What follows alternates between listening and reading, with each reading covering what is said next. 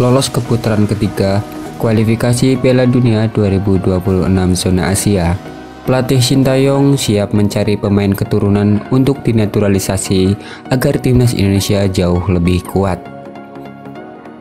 Ayo simak informasi selengkapnya sebagai berikut.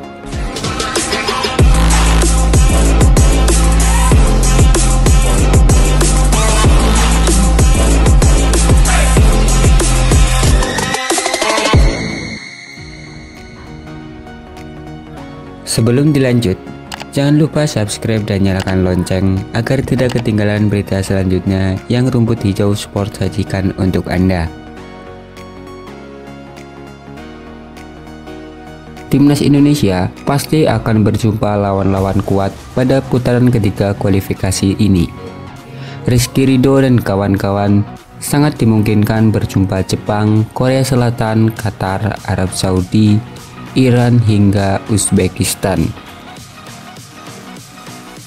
Sintayong sendiri memberikan ulasan ketika ada pemain darah Indonesia dan memiliki performa baik, pasti akan diajukan untuk dinaturalisasi kembali. Seperti yang diketahui, banyak sekali pemain-pemain keturunan yang bisa dinaturalisasi timnas Garuda. Lantas siapa yang mungkin mendapatkan status WNI dan membuat skuad Garuda makin kuat di kualifikasi Piala Dunia dan mampu berbuka puasa mentas di Piala Dunia selama 86 tahun lamanya?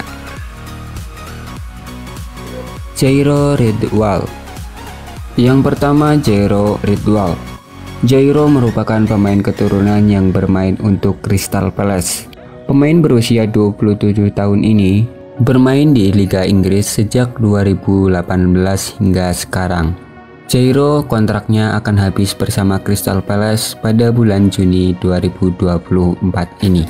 Jairo mempunyai kualitas yang bagus dan bisa membuat timnas Garuda semakin kuat. Jika timnas Garuda mampu menaturalisasi gelandang Crystal Palace ini setelah tidak dipanggil oleh Belanda pada Euro 2024. Pundit sepak bola Bung Ropan mengatakan, Jairo Ridwal merupakan pemain yang bisa didapatkan timnas Garuda.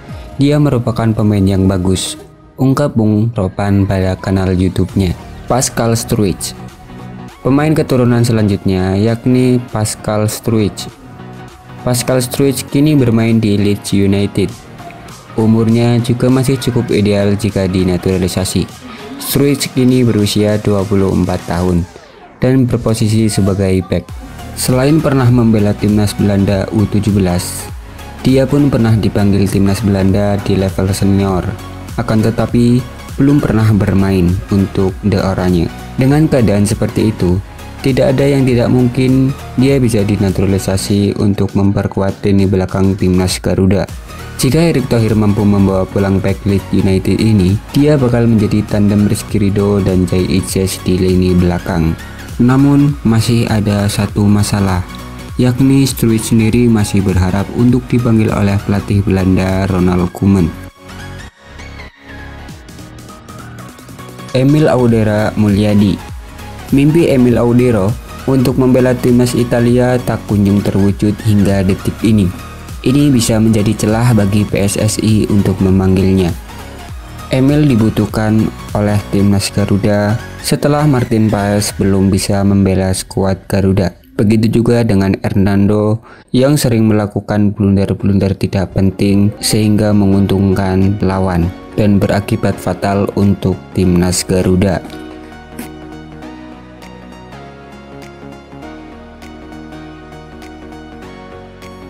Emil Audero, saya berbicara bahwa kita tetap terbuka, tapi kita tidak tahu mau istilahnya memaksa, ucap Ketua PSSI Erick Thohir beberapa waktu lalu. Kevin Dix. Kevin Dix bakal jadi warna baru dan jadi tambahan menarik bagi timnas Indonesia. Selain Jay Itzes, dia bermain sangat konsisten bersama FC Copenhagen. Bahkan di Liga Champions pun dia main cukup cemerlang. Dia punya darah Ambon dan bisa membela timnas Garuda. Pada musim 2023-2024, Kevin Dix terpilih sebagai pemain terbaik FC Copenhagen. Copenhagen yang finish di posisi ketiga klasemen akhir Liga Denmark.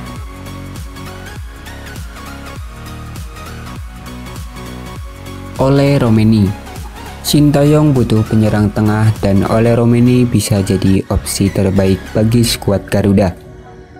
Ole Romeni tampil apik bersama Emmen pada musim 2022-2023 dan berhasil mengukuhkan 11 gol di Eredivisie.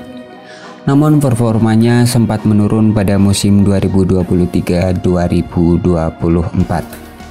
Beberapa waktu lalu, Erick Thohir pernah membantah ada upaya untuk menaturalisasi Ole Romeni. Tapi ya perlu waktu, striker ini bisa menjadi tulang punggung utama. Saya pastikan bukan itu, tutur Erick Thohir. Jayden Oosterwolde. Belum ada informasi pasti soal garis keturunan pemain yang satu ini, apakah dari Indonesia ataupun dari Suriname. Di laman Transfermarkt, Oosterwolde terkait dengan dua negara, yakni Belanda dan Suriname. Pemain Fenerbahce ini punya kualitas dan bisa membuat Indonesia makin kuat. Akan tetapi, stok bek kiri skuad Garuda sudah cukup banyak. Paling baru, ada nama Kelvin Verdong yang mengisi posisi bek kiri timnas, yang sudah melakoni laga debutnya bersama timnas saat melakoni laga pamungkas Grup F kualifikasi melawan Filipina di Stadion Utama Gelora Bung Karno kemarin.